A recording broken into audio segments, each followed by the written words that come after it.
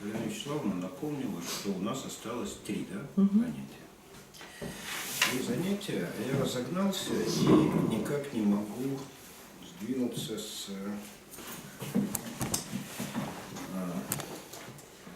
первой части, то есть порождение, возникновение идей и мыслей. Поэтому мне надо переходить ко второй части, а именно к циклу жизни идей и институтам, в которых идеи существуют и развиваются дальше, то есть после того, как они возникли.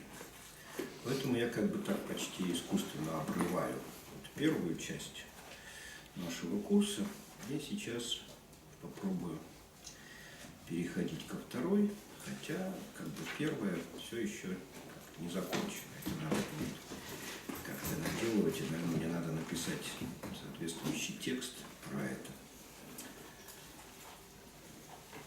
Хотя, в общем, то, что я пишу, вызвано скорее другими мотивами. Но, тем не менее, давайте рассмотрим цикл жизни идей и те социальные институты, в которых идеи живут.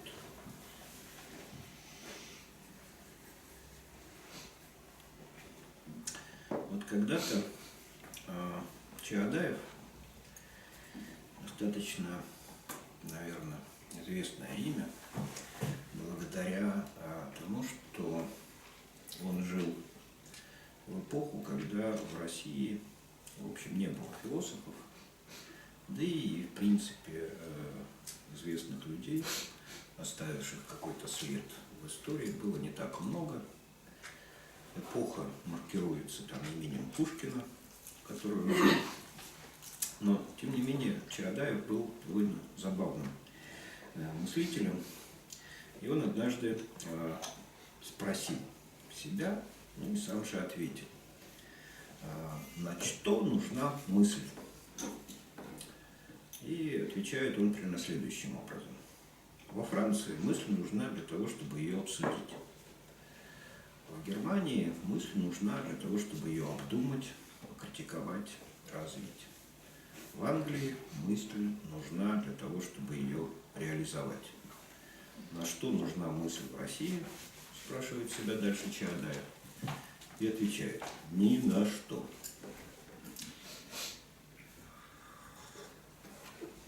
И вот это вот простенькое, почти юрническое, юмористическое рассуждение Чаадаева на самом деле основано на очень глубоком понимании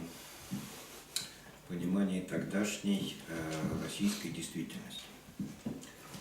А вот давайте себе, точно так же, как Чаадаев, наивно зададим себе вопрос. На что нужна мысль в Беларуси?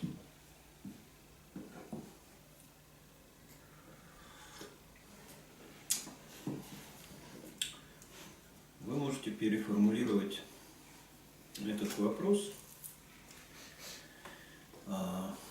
персоналистически для себя лично.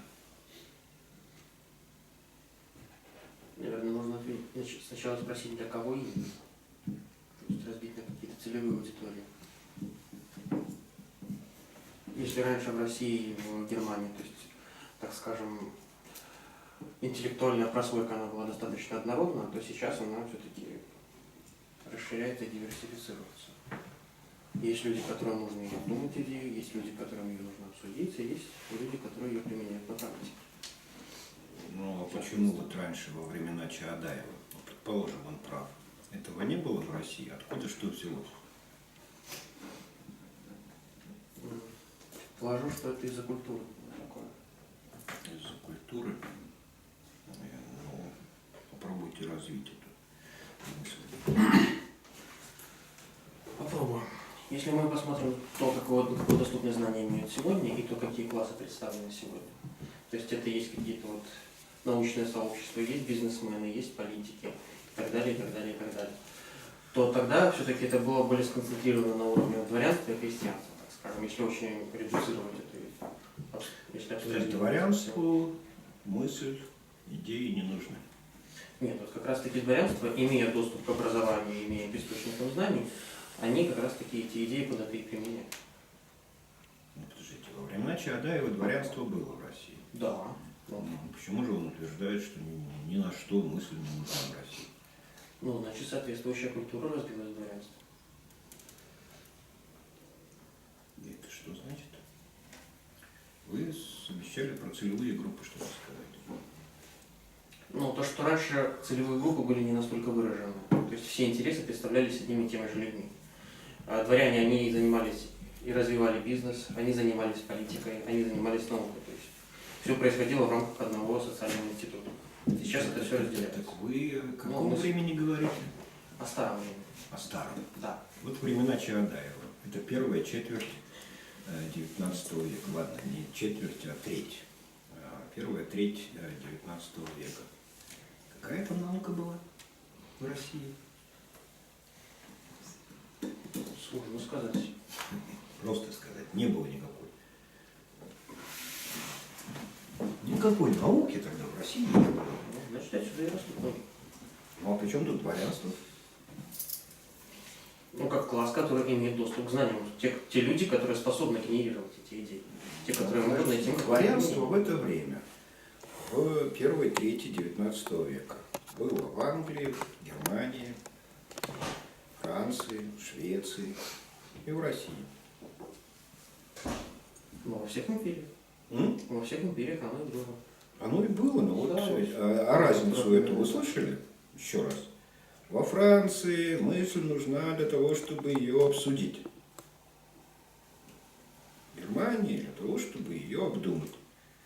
В Англии для того, чтобы ее реализовать. То есть она для разного нужна. Несмотря на наличие дворянства и там, и там, и там. Ну, под дворянством я как раз таки вот понимаю интеллектуальную прослойку. Да. Дворянство – это не интеллектуальная прослойка. Дворянство в России, которое разговаривало на французском языке, научившись французскому у французика из Бордо. То есть у попавших в плен солдат отступающей наполеоновской армии или привезенных в качестве холопов из французского похода, когда они до Парижа дошли. И эти французики из Бордо учили русских дворян французскому языку достаточному, чтобы прочесть сентиментальные романы. А наука где живет? Наука живет в университетах, например, в то время. Научно-исследовательских институтов в XIX веке не было нигде. Университеты были. Еще были фабрики. Ну, где-то. В Англии, например. В России. А? В России тоже. В России не было. А если и были заводы на Урале, то это были не фабрики, а мануфактуры. И на этих мануфактурах работали крепостные крестьяне. Они работали за печами мартеновскими, там производили металл, за литейными печами пушки отливали. Это были крестьяне, крепостные. Рабочие крепостными не бывают.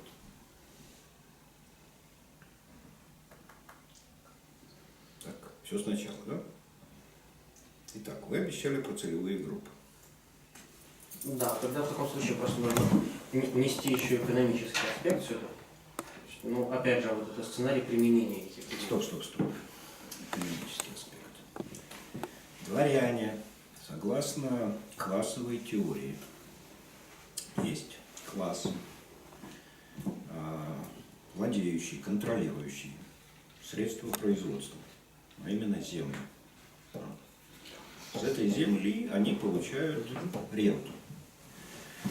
И вообще классы выделяются по отношению к собственности.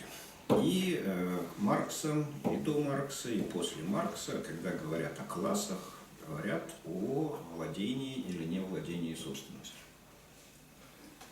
Поэтому дворяне – это те, кто владеет земельной собственностью. Это пережиток Средневековье, когда земля была главным средством производства. Мгм.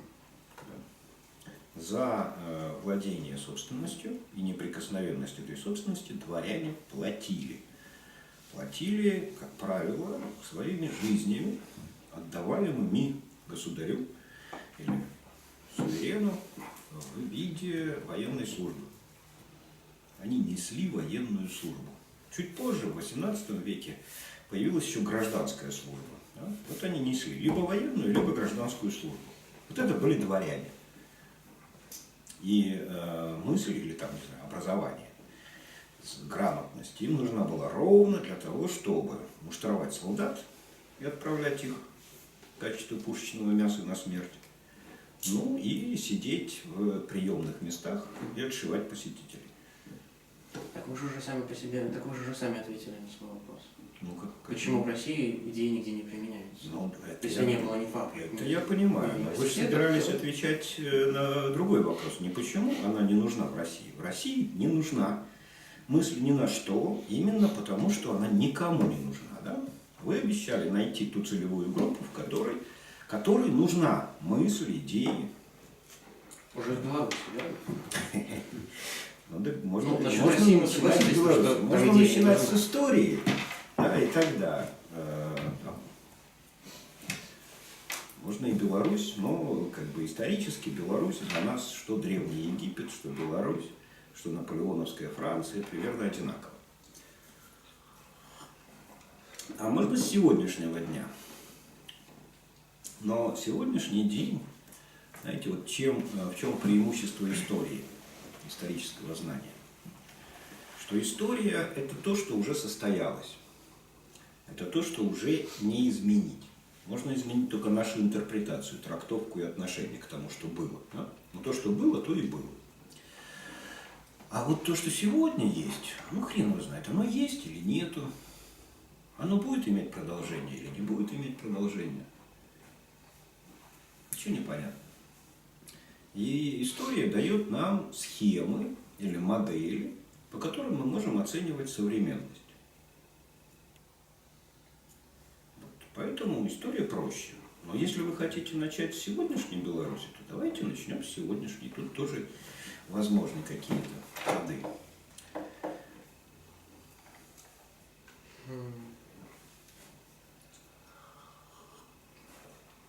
Вот смотрите. Я процитировал очень простенькое рассуждение Чаадаева. Ну, простое.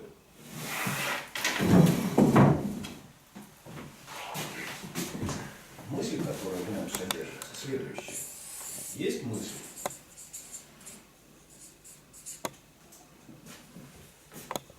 Мысль для чего-то. Да? Мысль можно думать, можно обсуждать, можно реализовать.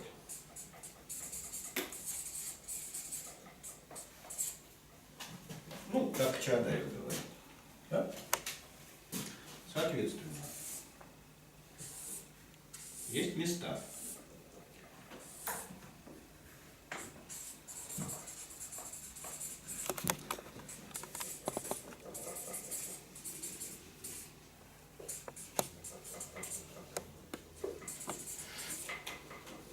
Там наоборот было Франция. М? Ну, Франция обсуждали, а прямо не думали. Согласен.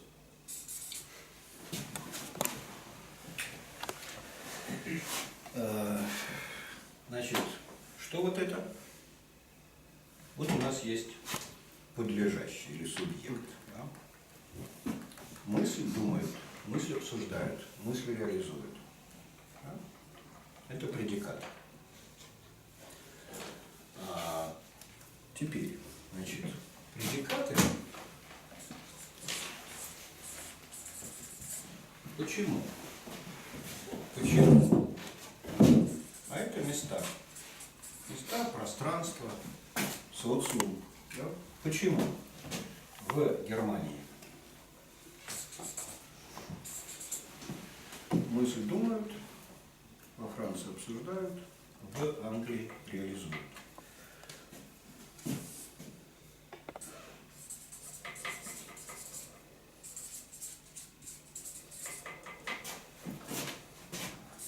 Ну и добавим искомое.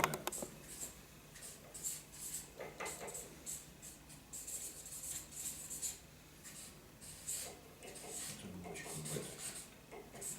грязненькая.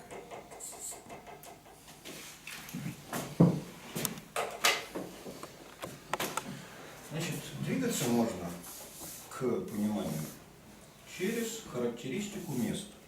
Что такое есть в Германии, что там мысль думают? Что такое есть во Франции, что там мысль обсуждают? Что такое есть в Англии, чтобы ее реализовать? Чего нет в России? Для этого и для этого.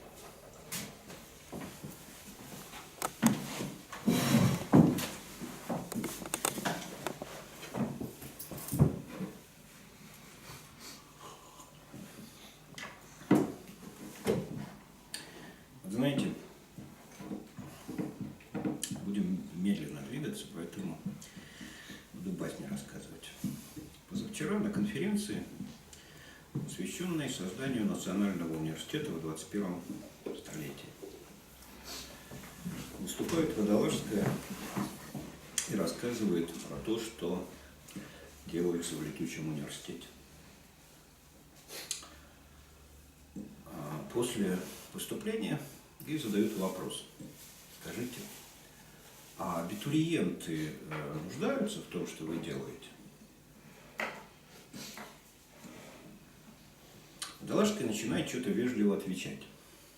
Я вскакиваю с места и говорю, ну плевать на абитуриента. Делаем то, что мы делаем.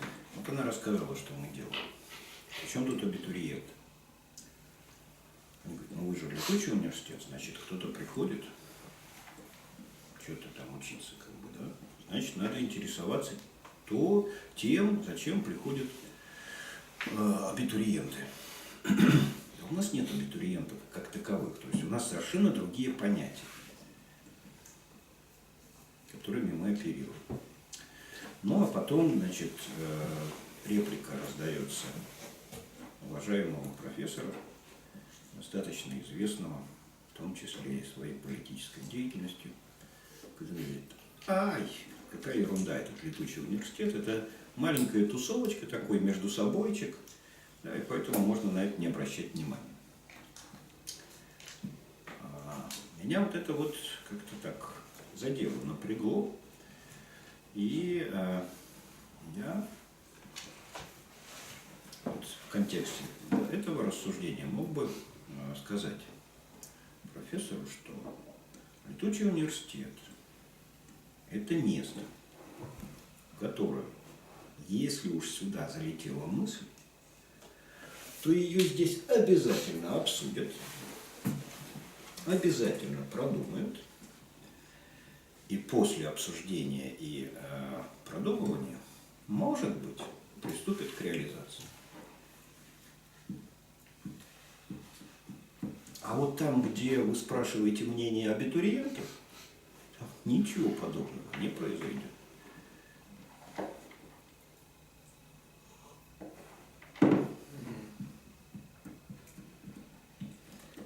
В таком контексте, получается, моя мысль вообще сразу шла в неверном направлении. Не знаю почему. Вот вы ее просто куда-то увели, свою мысль. Вы ведь с чего начали? Вы начали с того, что надо спросить, а кому нужна мысль? Найти целевые группы. Как только вы начали рассуждать о целевых группах, там и пошла какая-то хрень. Вы какие-то дворяне тут, понимаете? Какое отношение дворяне имеют к мысли? Вот к собственности и эксплуатации бедных крепостных крестьян дворяне имеют прямое отношение. А к мысли какое они имеют отношение? По-моему, мысль нужна, если ты хочешь что-то изменить. Если тебе не нравится реальность. Если она тебе нравится, ты не будешь думать, тебе хорошо жить. Или потому что тебе скучно. Вот давайте подхватим эту мысль, да, и попробуем ее развить до целевых групп. Там было скучно, еще там были. Что-что? Мгм. Изначально я думал насчет дворян. Почему? С той точки зрения, что это единственная среда, где мысль может зародиться. С какой стати? Почему? А у кого в те времена еще был доступ к информации? А что, в те времена были только дворяне и все? Ну, были еще и купцы, например. Ну, были купцы. А вот если уже брать, вы же, наверное, российскую историю лучше знаете, да? Очень Чем все сомневаюсь. остальные. Ну, в школе, по крайней мере, учили. Историю Беларуси ж не учили всерьез. А вот русскую историю всех заставляли учить. Кто такой Ломоносов, знаете? Конечно. Ну и басни всякие про Ломоносова, да?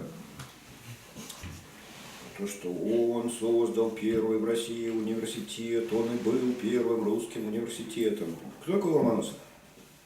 Ученый, физик вроде бы, если я правильно помню. Творением. Вот этого уже нет. А кто помнит, откуда Ломоносов взялся? Он в Москву шел? Морские крестьяне. Пешком. Из города Поморского Холмогора, где он был, ну, надо скажем так, поморским жителем.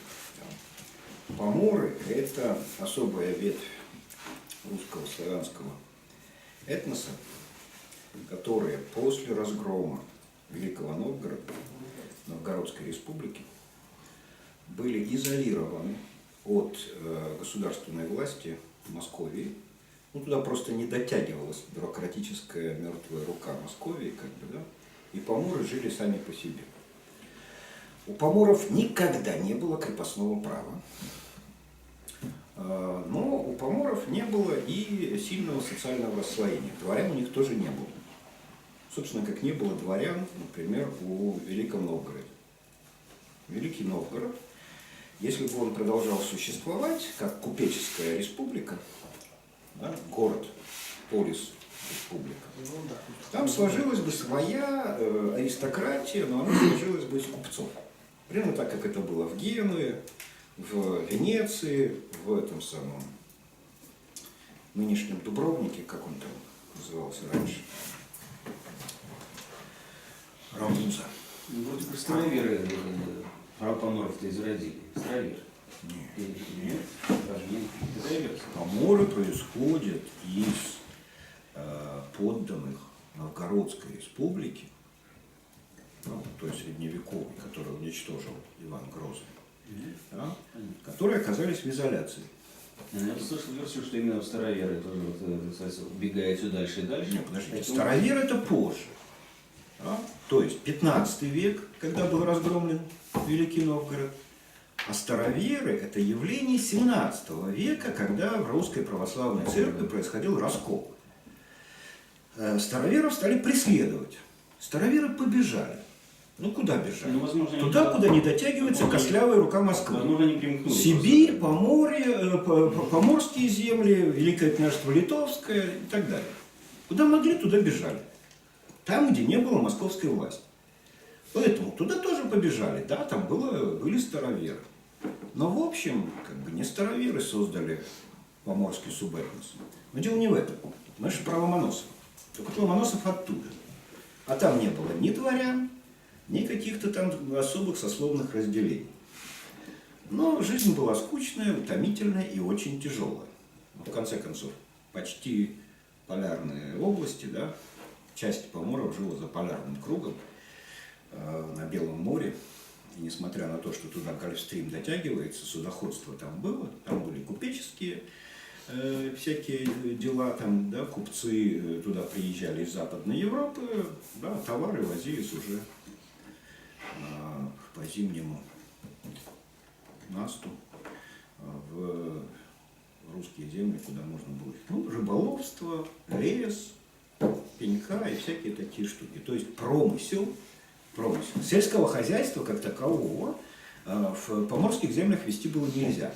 Ну, не растет кукуруза в окрестностях Белого моря.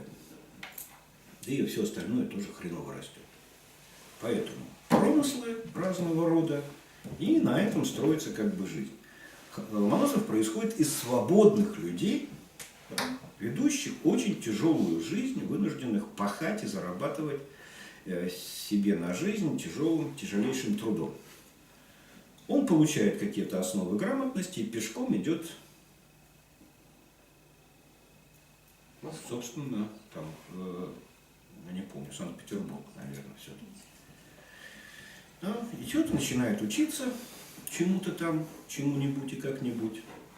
И благодаря своим способностям оказывается в тогдашней этой самой программе Erasmus+, его посылают учиться в немецкий университет. И оттуда он уже приезжает подготовленным человеком и начинает создавать российскую как бы науку. Никакого отношения к дворянству он, соответственно, не имел. Но потом ему дали дворянский титул. Это так называемое личное дворянство. Потом, уже в XIX веке, когда в России стали появляться университеты и высшие учебные заведения, то вплоть до реформ образовательных, до указа о кухаркиных детях, выпускники университетов получали личное дворянство. То есть получаешь диплом университета, и одновременно с этим тебе дают личное дворянство. Что такое личное дворянство? Это статус дворянский, который не передается по наследству. То есть ты обладаешь всеми правами дворянина, но нет земли, а соответственно нет земли, ты не можешь ее оставить в наследство и в соответствии с этой самой землей как бы поставить по наследству и дворянский титул, или дворянское звание. Это как вот в Беларуси, скажем, граф. Что такое граф в Великом княжестве Литовском или там кто-нибудь еще, да? Это тот, кто получает в наследство замок. Вообще с западноевропейских традиций это тянется. Граф – это граф замка. Есть замок, есть граф. Нет замка, нет графа. Но, соответственно, к замку прилегает территория, которая этот замок кормит. Все очень просто было устроено. Для этого не надо было учиться, получать образование. Вообще читать можно было не уметь. Следующая попытка. Ну вот вы продолжаете мысль? Вы слышали мысль, которую девушка сказала? Да. В чем она состояла? То, что идея рождается либо когда скучно, либо когда их можно просто применить. Ну, про скучно мы пока забудем. А про применить она сказала изменить. Мысль нужна тем, кто хочет что-то изменить. Да? Угу. Ну, давайте искать тех, кто хочет что-то изменить.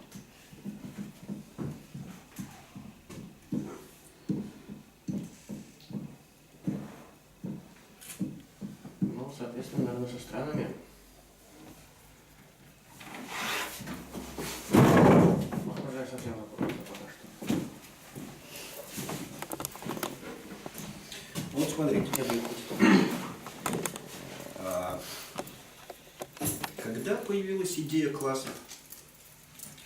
Если мне не память, или 17 или 18 век во Франции. 19. 19 век. Сейчас мы пока это оставим. Вот здесь у нас была мысль.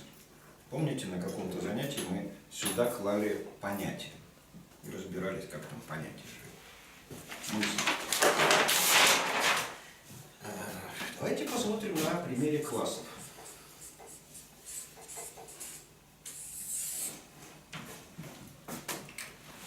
Всегда существовали классы? Ну, по Марксу практически, да.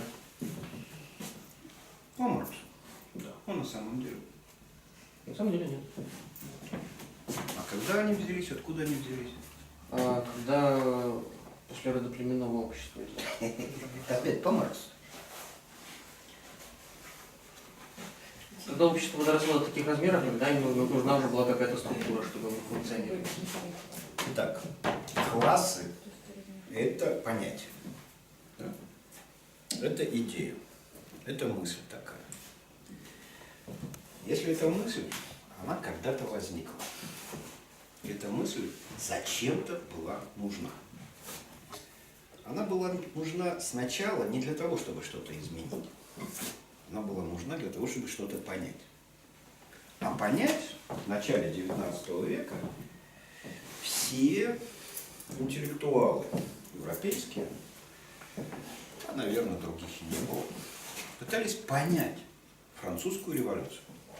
Что же такое французская революция? Великая французская революция, которая потрясла мир. И вот они всячески пытались понять, чего это вообще тихая, мирная, процветающая страна вдруг взорвалась, разрушили тюрьму, Бастилию, казнили короля, потом настроили по всей стране гильотины, начали рубить головы всем, кому не попадя. Потом вдруг как бы создали огромную армию, пошли кого-то освобождать в Европе, а кого-то завоевывать. Не только в Европе, но и в Африке. Что это произошло вот с нормальной европейской страной? И вот когда они стали думать про это, то, значит, Тьерри, французские историки, в общем, анализируя всю эту ситуацию, сказали: о, так очевидно, наверное, точнее, да, потом уже стали говорить, что очевидно. Во Франции сложилась нетерпимая ситуация, когда один класс людей, классы тогда были примерно такой же категории, как классы млекопитающих, кого там еще было, пресмыкающихся и так далее. Класс — это такой таксон классификационный, да? Вот назовем как бы некоторых животных, отличных от других, там классом. Вот класс млекопитающих. Да? А вот не похожие на них животные — класс птиц. И так далее. Вот примерно таким же образом рассуждали французские историки и говорят: интересно, появились люди, которые владели богатством, знаниями, хотели, в общем, реализовать и свои силы, и богатство, и знания каким-то образом, а им не давали. Не давали другие люди, которые держали власть в стране. Вот те люди, которые держали власть в стране, и назвали аристократами или феодалами. Да? А те, которые владели богатством, знаниями и так далее, это буржуазия. Да? Он говорит: о, так вот эти вот два класса людей разных вошли в противоречие. То есть аристократы, владевшие властью, не могли управлять страной так, чтобы буржуазия чувствовала себя хорошо и реализовывала свои цели. Буржуазия стала рваться к власти, а те власть не отдают, отсюда возникла вся эта заваруха и все эти гильотины и жестокости. Понятно? Все сказали: о, блин, точно, вы нам объяснили суть французской революции. Еще раз, кто такие буржуазии? Те, кто владеет капиталом. Класс такой. Такой класс. А ему противостоит другой класс. А? И вот эти классы стали антагонистическими. И те, и другие хотели власть. Одни имели власть и не хотели ее отдавать, другие не имели власти и хотели ее захватить. Вот эти антагонистические интересы, противоречащие друг другу, привели к тому, что получилась французская революция. Объяснили. После этого эту идею подхватывает Маркс и говорит: о, елки-палки, понятно же, что везде так. Везде так. Только классы разные. До феодалов и буржуазии были рабовладельцы и рабы. И там тоже была классовая борьба, восстание Спартака там и так далее. То есть Маркс берет объяснительную конструкцию для конкретного события в истории и генерализует ее, обобщает на все остальные исторические ситуации. И говорит: и каждый раз история определяется борьбой классов. Эти классы антагонистические. Но только французские историки не правы. Почему? Потому что антагонистическими классами являются не класс буржуазии и аристократии, а на класс буржуазии, пролетариата, а там был, до того, как возникла буржуазия, как класс, претендующий на власть, были другие антагонистические классы, то есть феодалы и крестьяне. Да?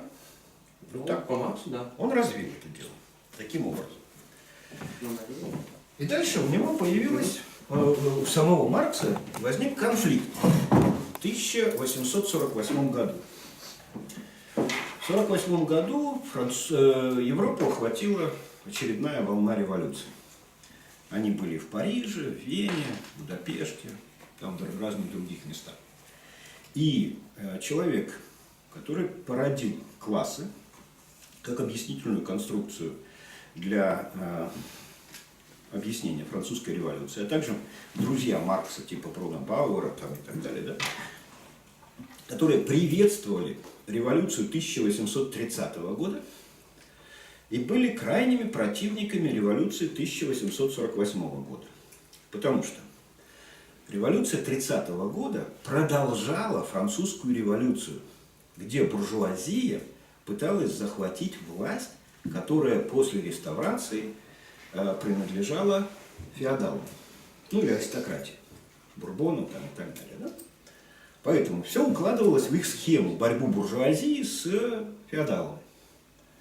А вот в революции 1948 года она проходила уже исключительно в городах, и появилась на арене новая группа людей, новая целевая группа, пролетариат, которая боролась не с феодалами, которые уже вообще ничего собой не представляли. Это были ханулики, которые просаживали в казино доставшееся по наследству достояние, как бы, да, бабки. А их врагами стала буржуазия.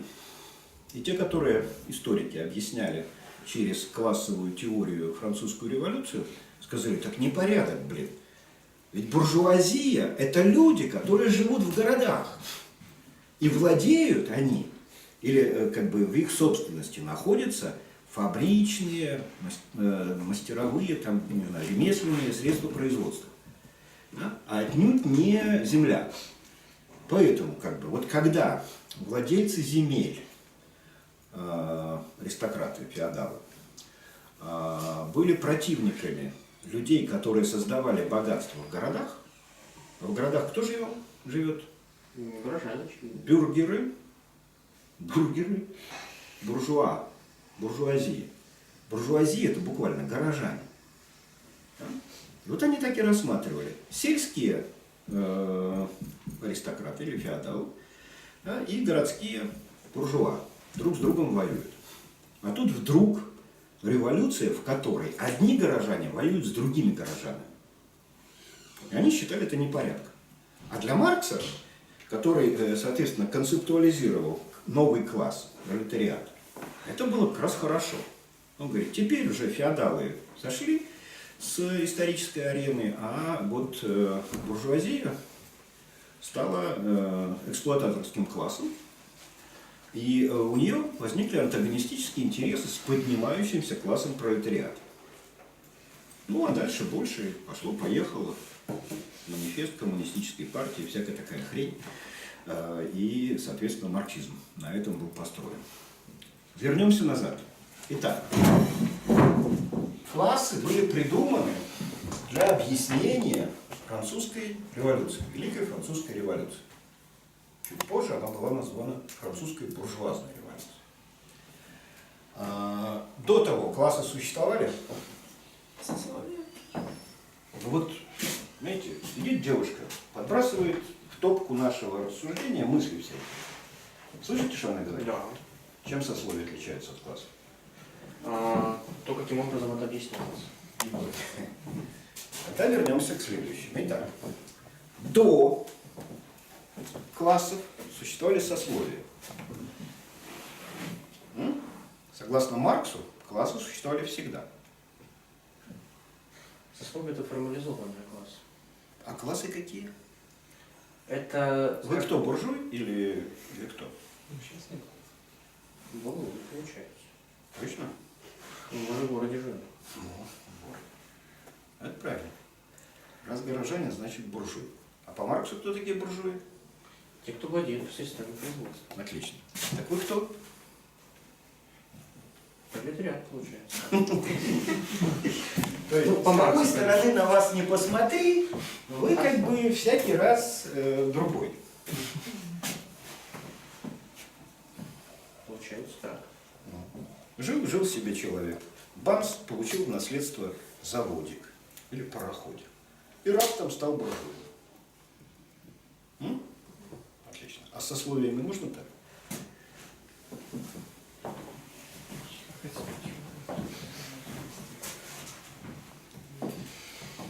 Сейчас вспоминаю, где были сословные системы. М? Классы существуют? Ну, я бы, честно говоря, поспорил с этим утверждением. Да. Поэтому вот давайте договоримся так. Классы – это мысль, это идея, которая используется по-разному. Сначала она была придумана для объяснения процессов Великой Французской революции. С помощью этой идеи объяснили. Да? Объяснили, и это объяснение показалось правдоподобным, удобным, хорошим. Все успокоились, сказали, мы теперь понимаем, что там делали эти самые якобинцы, жерандисты, Вандея, за что там казнили Марию Антуанетту, ну и так далее. Да? Все поняли. Сложно, конечно, в каждом конкретном случае надо было бы разбираться отдельно, но в принципе стало все понятно. Теперь приходит Маркс и говорит, о, ребята, вы мне все объяснили про французскую революцию, но мне понравилась эта идея. Класс. Теперь я с помощью этой идеи посмотрю на другие события. На предшествующие французской революции и на последующие. Спрашивается, идея, которая возникла в головах для объяснения, может быть наделена статусом существования? То есть, то, что классы есть, существуют в реальности. Это значит нет. Ну, конечно, нет. Ну, конечно, нет. Вы согласны? Ну, сословие объясняется, то, что они были, это даже если взять судебную систему, того же БКЛ нашего же, там разграничивались права конкретных по данному сословию. Это не было идеей, что Сословие есть это какие-то там крестьяне, а есть какие-то феодалы. То есть это было Вот теперь смотрите. прописано Опять, в статусе. да, разумная девушка говорит следующее. Идея сословий отличается от идеи класса. Отличается гораздо большей онтологичностью. Да? То есть их нельзя просто так, по формальному принципу, распространить на живых людей. Классы. А вот сословия в гораздо большей степени распространяются. Потому что человек рождается в определенном сословии. Вот классы – это наделение человека собственностью на средства производства. Или лишение его этого. Да? Поэтому все классы у Маркса эксплуататорские и эксплуатируемые. Да? И они имеют значение для объяснения там, антагонистических отношений. А вот сословие совсем другой природы понятия. Там нету владения. Нищий может быть феодалом? Почему? Ну, родился он в хорошей, приличной семье, а потом разорился. Может. Ну, вот нищий не может быть буржуем, потому что он не владеет средствами производства. И только владение средствами производства делает его принадлежащим классу буржуазии. А вот разорившийся аристократ, ведущий образ жизни, бомжа, сколько угодно может быть. Да? Отлично. А разбогатевший буржуй может стать феодалом? В определенных ситуациях. Ну, сложно. Да? В принципе, наделение дворянским титулом кого-то, да, это возможная вещь. Но вообще-то дворянство, аристократия – это длинная родословная. Поэтому мещанин во дворянстве – это смешная фигура. Во Франции это практиковалось, в разных странах это практиковалось, да? Но вот этот вот персонаж, мещанин во дворянстве, это, ну да, фигура комическая и И, в общем, воспринимающийся как нонсенс. Знаете, анекдот даже есть такой. Когда один англичанин другого спрашивает: слушай, вот откуда у тебя такие классные манеры, речь и вообще весь габитус? Он говорит, как? Ну, для того, чтобы это все обрести, надо закончить университет. Ну, я закончил университет тоже, но у меня этого нет. А кто говорит про тебя? Речь о твоем дедушке. Да? Для того, чтобы обладать истинными манерами аристократическими, нужно, чтобы твой дедушка закончил университет. Вот это принцип сословности. Да? И там, ну, как бы он более натуралистичен, этот принцип сословности. Казалось бы, общество, разделенное на сословия, а было 3 сословия во Франции, до изобретения классов Франция делилась на 3 сословия: дворянство, духовенство и буржуазия. Куда крестьяне попадали? Никуда. Никуда не попадали. Это примерно как в Индии. Существует каста брахманов. Это кто? Богатенькие. Это духовенство. Жречество, да? Брахманы, которые занимаются колдовством, молитвами, книжки читают и так далее. Сословие кшатриев, аристократы, обязанные служить в армии. Да? И сословие вайшья. Вайшья – это купцы, ремесленники и так далее. Да? Вот 3 касты, 3 варны в Индии. Примерно такая же хрень была во Франции. Духовенство – брахманы, дворянство – кшатри и вайшьи – буржуазия. Где были неприкасаемые в Индии? Шудры там и прочее. Паза кастами, да? Пазаварнами. Где были крестьяне во Франции? Там же. Да? То есть они АБКЛ его, я не знаю, АБКЛ. У нас же вроде выделяли, ну, по учебникам истории Беларуси, ну, мещане, крестьяне, или это не считались сословиями так же, и нас только выделялись там.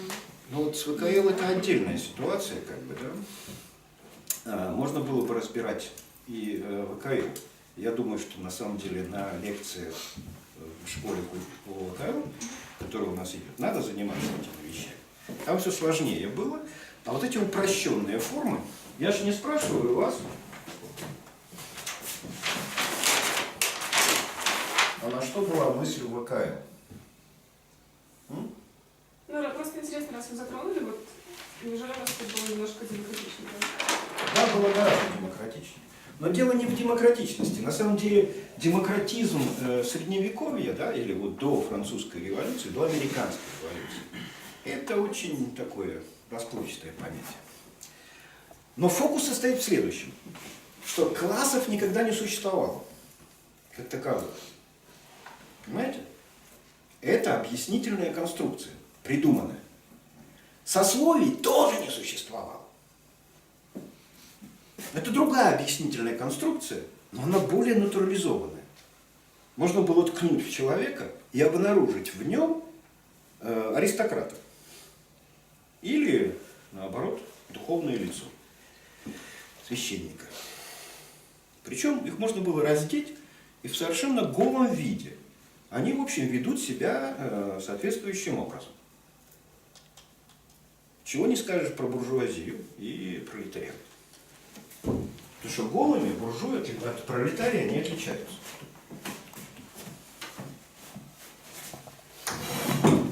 Эта мысль понятна? Что объяснительная конструкция – это объяснительная конструкция. Она объясняет для нас какие-то явления, но вовсе не обязательно существует в реальности. А реальность в данном случае социальная реальность, да? Понятно? Теперь давайте дальше. Вы начали искать целевые группы. Вот, если это объяснительная конструкция, а гегельская борьба наций тоже была объяснительной конструкцией, существовавшей в Европе? Ну, в общем, да. Ну, нации же как-то прижились и есть, мы говорим, что нации... Ну, давайте нации разберем таким же образом. Ну, так что же искусство? Может, остановимся на классах? С нациями та же хрень. Нации есть? Да нету никаких наций. Андерсон вам объяснял, читали Андерсона? Воображаемое сообщество. Нация – это воображаемое сообщество. Точно так же, как и классы. Когда человеку впендюрили в мозги, что общество устроено классовым образом, он начинает думать, что классы существуют реально. А сословие существует реально? Чем сословие лучше классов?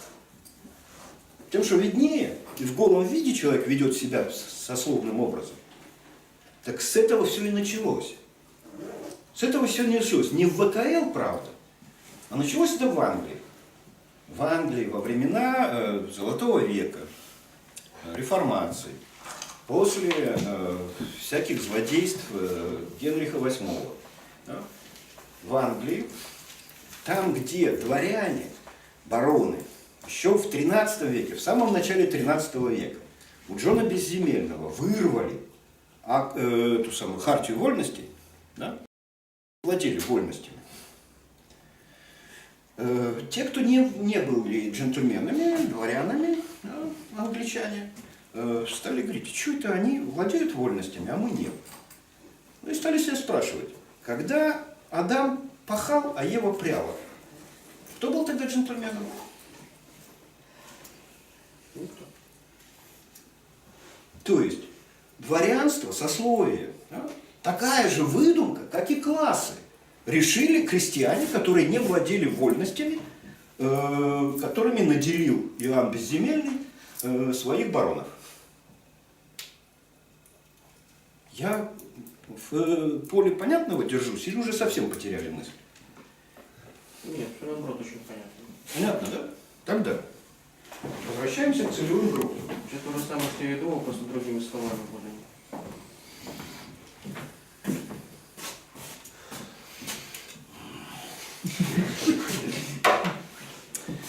Не смог я это выразить. Не смог. Да ладно, не переживайте. Да ничего. Не переживайте. Важно нам различать как бы, да, объяснительные конструкции и то, что существует в реальности. Да? Объяснительные конструкции могут быть разные. Людей можно разделить на классы, можно на сословия, а можно разделить на 4 темперамента. Меланхолики, холерики, кто там, сангвиники и флегматики. Можно? С тем же успехом, да? Это все объяснительные конструкции. Теперь, когда вы ищете целевые группы, что вы ищете?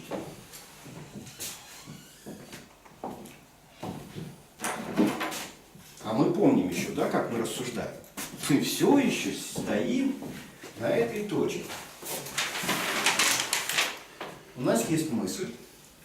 Мы примерно набросали, что с мыслью можно делать. Ну, 3 вещи с ней можно делать. Да? И спрашиваем, почему с ней ничего не делается в России, условной России, в воображаемом сообществе, и в Беларуси не знаем, делается с ней или то же самое, что в России происходит. Помним, да? Отлично. Теперь коллега вызвался рассуждать. Говорит, так надо найти целевую группу, да? Некую целевую группу. Я, наверное, не дописал. Еще выделю место. Да? И есть целевая группа в Германии, во Франции, в Англии. 0 целевых групп в России. Надо найти целевую группу, да, как-то найти ей место в соответствующей стране и дальше понять, что делается с мыслью. Вот такой ход рассуждения у нас пока. Да? И вот мы теперь понимаем, да, целевую группу мы ищем, но классовая теория, сословная теория нам не подойдут. Нигде не сказано, что есть классы мыслящих и немыслящих людей. Первая попытка посчитать дворянство мыслящим классом не удалась. Появилась другая идея. Мысль нужна тем, кто хочет что-то менять. А это кто такие? Революционеры. Революционеры. Ну, вот, а кто был революционером до революции? Вот есть революция, есть революционеры. Нет революции? Кому нужна мысль? В Беларуси есть революционеры? Оппозиция. Оппозиционные взгляды.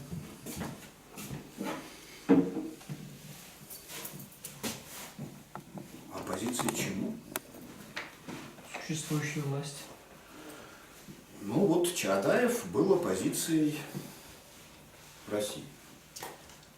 А был он целевой группой? Ну, один человек нет. Ну, ему кого-то представлять. Ну вот он был очень одинок. И он был в оппозиции к царскому режиму. А?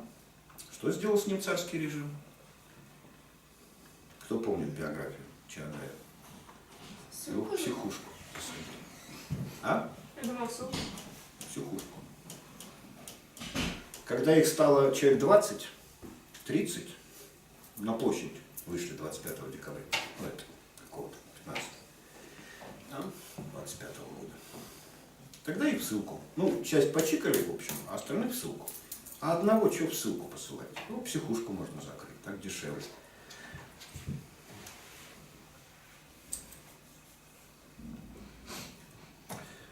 Ну, предположим, революционеры. Зачем революционерам мысль? Они не согласны с тем, что там происходит, и они хотят это изменить. Вот давайте про изменить. Только революционеры хотят что-то изменять. А вообще, имеет смысл обсуждать, а что хотят изменить? Что хотят изменить революционеры? Строй.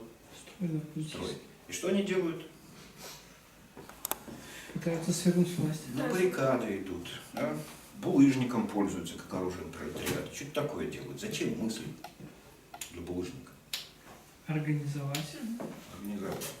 Вот когда они организуют 19 век, назовите мне парочку мыслителей 19 века, которые первые приходят в голову.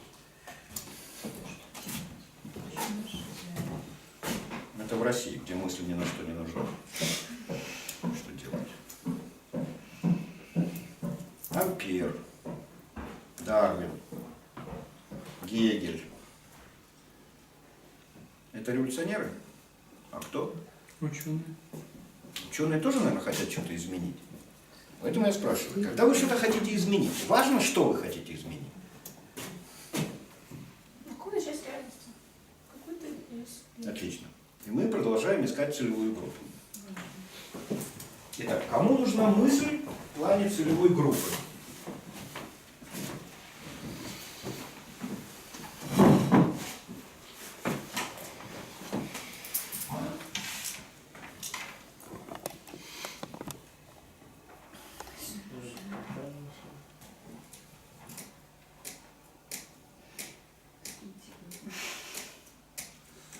Ну, мы уже что-то знаем про это. Тем, кто хочет что-то изменить. Разные люди хотят изменить разное. Чего хотят изменить революционеры? Государственный строй. Социальный строй. Кто-то хочет изменить какое-то положение. А дел. ученые чего хотят изменить? Как концепцию, понимание, толкование, объяснение.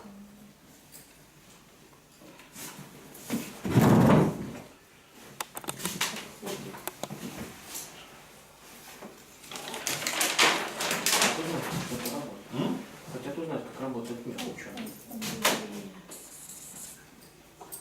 Вернемся к мысли. Мысль нужна. Нужна тем, кто хочет изменить.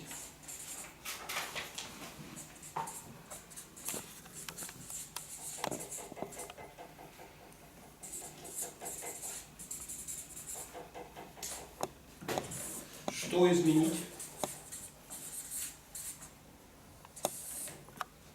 И тут пошла диверсификация. Да? Итак, социальный строй. Соответственно, мысль нужна тем, кто хочет изменить социальный строй, и мы их можем назвать революционерами. Чего хотят изменить другие? Собственно, материальное положение. Отношение к себе. Слушайте, вот собственное материальное положение. Пошел, украл, пошел заработал, мысли, нахрена. Как уникальная торговая. Вот зачем нужна мысль тем, кто хочет изменить социальный строй? Им нужна мысль про то, как этот строй устроен. Изменить его можно только тогда, когда мы знаем, как он устроен, и придать ему другое устройство. Да? Те, кто хочет изменить свое материальное положение. Блин, открывайте газету «Работа для вас» и ищите подходящую вакансию. Тоже мне мысль, блин. Это все равно, что спросить, как бы, а летучий университет, вообще то, что вы преподаете, абитуриентам нужно? Да я точно знаю, никому не нужно то, что мы преподаем. Вам, в первую очередь. Поэтому я до сих пор не понимаю, чего вы сюда таскаете. Мне нужно. Я вот тут размышляю перед вами. Думаю, что в общем-то, следя, участвуя в моем размышлении, вы тоже можете размышлять. Во всех остальных местах нет. Блин, про университеты вы слышали? Были университеты в России в период, про который мы говорим, с Чаадаева? Не было. 755-го. А? 755-го же, да, или 855-го? 755. Первый. Катерина другая там что-то. То какой это университет? Да, помнишь? Ну, как бы был. М? Был же. Нет, в России никогда не было университета. Ну, так и Беларуси. М? В Беларуси был на тот момент. Ну, кроме Немецкого. Виленский университет был. В нем мысль даже была какая-то. У филоматов, у некоторых филаретов. Их за это и уничтожили всех. Кого в ссылку, кого в эмиграцию. Но это отдельная статья. Еще раз, куда вписываются университеты? В классовую структуру общества или в сословную?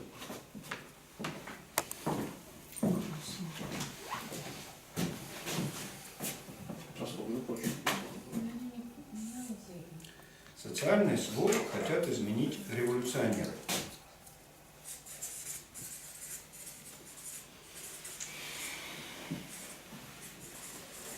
После Чаадаева и декабристов в России революционеров развелось, как собак нерезанных. А вот мы возьмем и нарисуем сюда ученых. Ну или наука.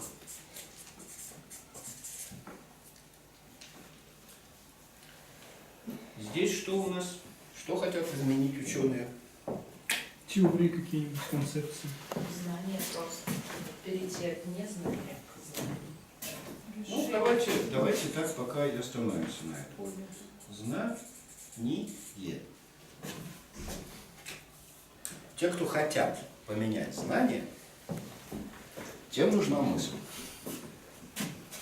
А те, которые не хотят поменять знания, но знают, им мысль не нужна. Но теперь, когда мы начинаем это понимать, что есть некие странные люди, которые хотят странного, что-то надо им менять. Не живется им в этом социальном строе, им подавать какой-то другой. Они начинают думать о социальном строе, искать идею этого социального строя, предлагать разные мысли насчет этого строя, да, и потом другого какого-то строя. Или люди, которые не удовлетворяются наличным знанием. Им нужно какое-то другое знание. Ну, это как бы один был у нас случай. Это второй. Сегодня мы, наверное, никуда дальше не дойдем. Так вот, значит, если в обществе нет науки, да, то, соответственно, им мысль не нужна. Если в обществе нет революционеров, тоже мысль не нужна в этом обществе. Возвращаемся к этой штуке. Итак, когда мысль нужно продумать, что должно быть в Германии, чтобы кому-то мысль была нужна, целевая группа? Что-то вроде. То есть публика обитающие в университетах.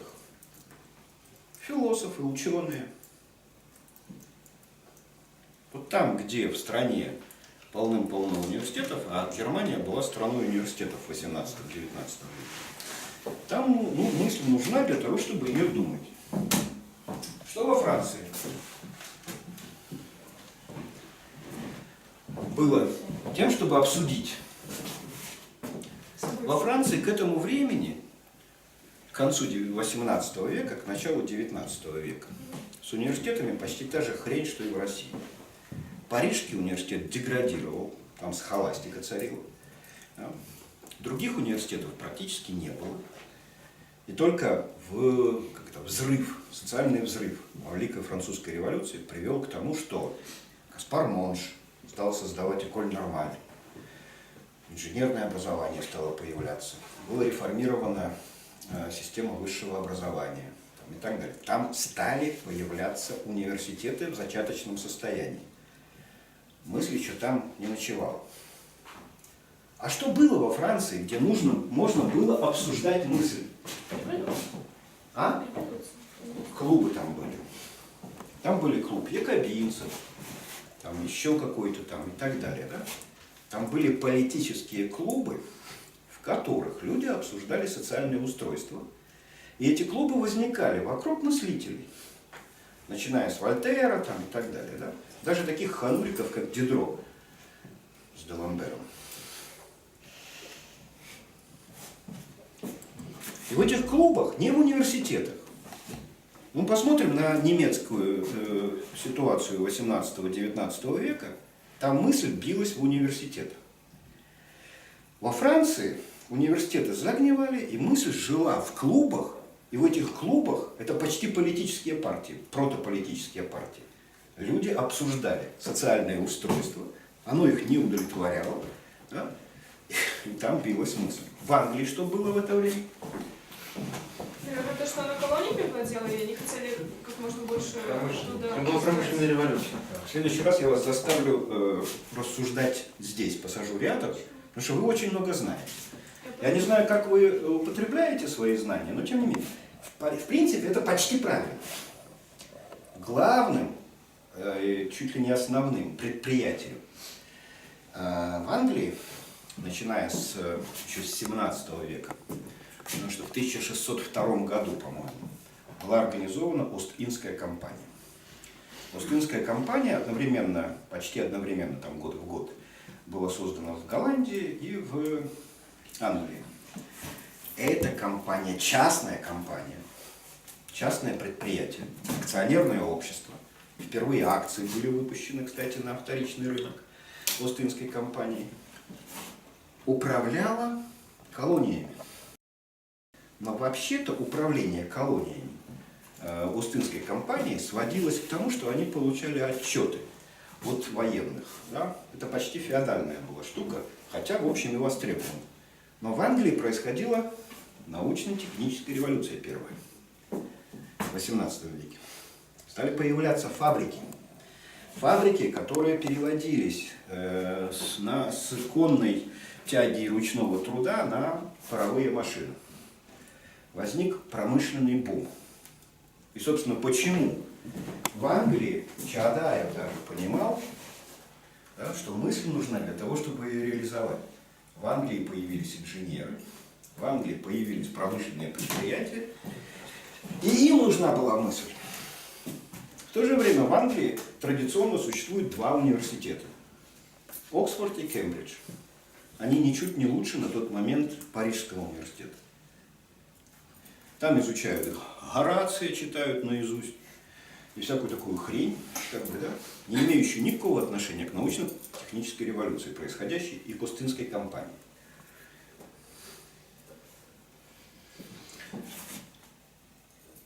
Понятно? Тогда, куда вписываются университеты в классовую структуру общества? Университеты, фабрики английские и политические клубы французские. Ну, давайте на этом мы остановимся.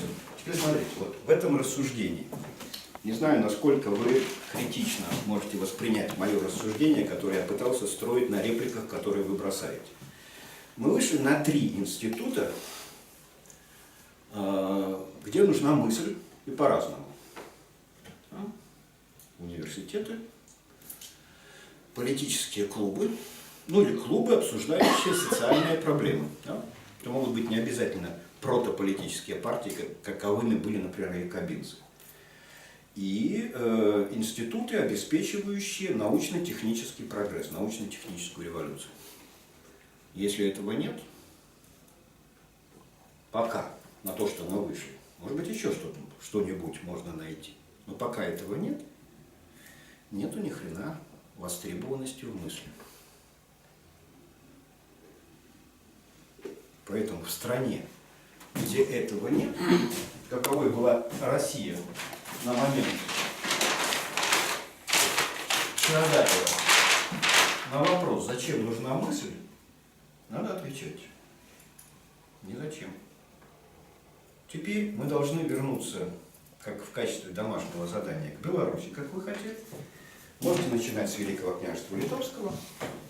В первую очередь обращаю внимание, почему оно загнулось, почему оно погибло, почему оно сдохло в XVIII веке. Все считают, что оно закончилось после 3-го раздела. На самом деле оно сдохло еще в начале XVIII века. Можете начать оттуда, ну и к сегодняшнему дню. А кому в Беларуси нужна мысль? Вот мы силой, усилием и насилием создали летучий университет, который призван, миссию которого культивировать мысль, да, развивать идеи, изучать историю идей там, и так далее, и так далее. Вот мы это создали. Но мы никому не нужны в Беларуси. Никому. И тут уже персоналистский вопрос. А вам-то зачем это? Которые сюда ходят. И тогда надо отвечать дважды на это, да, вот в качестве домашнего задания. Отвечать про Беларусь, а какие же целевые группы или институции, революционеры ли, ученые ли, промышленники ли, да, осуществляющие научно-техническую революцию. Кому? Кто здесь есть из целевых групп, которым нужна мысль? Это раз. Ну и во-вторых, подумать про себя. А вам-то зачем? Лично. Поэтому я на следующую лекцию все-таки жду, что мы начнем с ваших реплик, вопросов, суждений и замечаний. А сейчас по этой лекции есть? Почему Испания тогда? Они тоже были колонии. Почему в Испании не было мысли такой? У них же очень много колоний было. Подождите, вот, Нет, вот опять, вы слишком много знаете. Итак, вы сказали про колонии. Я подхватил эту мысль, но меня не интересует колония. Меня интересует Остинская компания. В Испании не было никакой Остинской компании. В Саламанке был университет. Чем занимался? Считали, сколько чертей поместится на кончике иглы. То есть устаревший на 500 лет схоластик. Остальное, что делали испанцы? Они пытались прятаться от английских пиратов и таскать золото из разграбленной этой самой. И никакой компании, никакого управления колониями у них не было. Они сажали туда вице-короля и говорили, твоя задача... Наличие, то есть университета или колонии не дает еще себе... Нет, университета настоящего, университета современного. Вот в это время в Германии, да, ну, накануне там этого не было, да, там были протоуниверситеты, но университетская реформация, изменение университетов началось с Христиана Вольфа в Эрфурте, в Галле, где он там работал, да, и закончилось Гумбольдтовским университетом, созданием современного университета в начале XIX века в Берлине. В Германии искали новый университет, все остальные университеты в это время загнивали. Университеты в начале XIX века существовали только в Германии. Если мы посмотрим, например, на список ученых и философов 18 второй половины и 19 века, ни во Франции философы, ни где-то там еще в университетах не работали. Вот как сегодня. Меня в университеты близко не пускают. Нельзя мне в университеты белорусские, так называемые университеты. В 2004 году специальный указ был издан министром образования. Мацкевича не пускать. Ну, Галина Вячеславовна свидетель. После разгрома этой нашей менеджерской инициативы. И во Франции то же самое, и в Испании то же самое. Там в этих университетах схоластику пережевывали годами. И только в Германии в университеты привели науку. Во Франции попытались, но не успели. Я говорю, что вот это самый конец XVIII века во Франции, на подъеме революции, да, попытались создать новые типы университетов.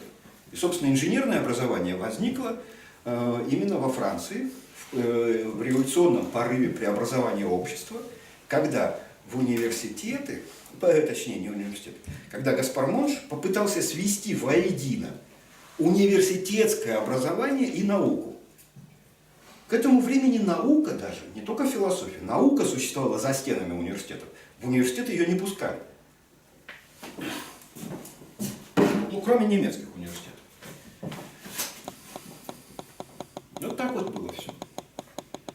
Поэтому, понимаете, вот как не надо принимать идеологические попытки натурализовать объяснительные конструкции типа классов, да? Объявить объяснялку существующей. Вот мы возьмем, например, какое-нибудь уравнение, да, и скажем, 3 умножить на 3 равно x. Чему равен x? 3 на 3. 9. Да? X равен 9. Теперь мы берем, натурализуем, да, и говорим. Ну, например. Всегда равен 9. Подставим сюда настоящий x. А мы же знаем, x равен 9. Да? И везде, во всех уравнениях, дальше и так далее, мы будем говорить, x равен 9. Это же глупость, правда? Так вот, если французская революция объяснена через борьбу классов, это не значит, что все остальное надо объяснять именно таким образом. Натурализовать понятие классов до всех остальных вещей. Вот когда Маркс породил свою концепцию смены общественно-исторических формаций, ему сразу сказали, слушай, это очень похоже, например, на французскую революцию, очень похоже на Бургундию там, времен 15 века, например, где существовал вот твой феодализм, который ты описал. Ну а посмотри на арабские страны, посмотри на Китай, да даже на Скандинавию, что далеко ходить, в Европе. Там ведь этого всего не было. Он говорит, вы не понимаете, это не важно. Там все было, только не похоже, как бы, не так. Но на самом деле нигде не было классического рабовладельческого строя, который описал Маркс, и феодального, кроме 3 народов, англичан, французов и немцев, нигде феодализма не было такого. Поэтому и классов не было. В Китае рабы владели рабами. И до сих пор так. Рабы, владеющие рабами, являются рабовладельцами? Смешно. Правда? Ладно. Сейчас есть неотложные реплики, замечания? Да, насчет России. Ну, в России же было много недовольных, и недовольство тоже Ой, порождает. в Беларуси, смотрите, сколько недовольных. Ну, так это должно порождать что-то. Ничего это не порождает. Потому что недовольство – это недовольство. Да? Это отрицание. Из ничего ничего не появляется.